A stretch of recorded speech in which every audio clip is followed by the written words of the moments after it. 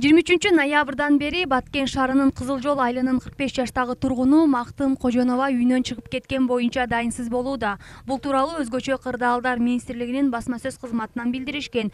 Тургунду издөө үчүн ИИМдин кызматкерлери жана жергиликтүү 200дөй тургун тартылган. Арзу аттуу социалдык тармактын колдонуучусу издөө иштерин түз алып көрсөтүүдө. Ага ылайык 45 жаштагы Мактым Кожонованы куткаруучу кызматкерлер атайын үйрөтүлгөн иттер менен издеп жатышат. Аталган түз алып көрсөтүүдө өзүн кайнисимин деп тааныштырган Улукбек Рахманов буга чейин үйдө уруш талаш деле болбогонун билдирет. Эгерде кандайдыр бир өзгөрүүлөр болсо биз билмекпиз. Бизге саат 9да телефон чалып, жеңең барган жокпу деп сурашты.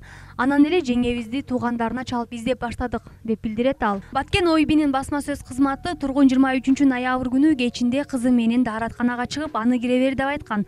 Ал эми өзү ошол бойдон дайынсыз болгон. Жолдошу дагы ичип чекпеген, жакшы жашаган үй бүлө экени маалым болду деп билдирет маалымат катчы. Дайынсыз болуп изделип жаткан Мактым Кожонованын 6 баласы бар. Учурда жергиликтүү тургундар жана тийиштүү органдар аялды Тажикстандын чек арасына чейин барып издешүүдө.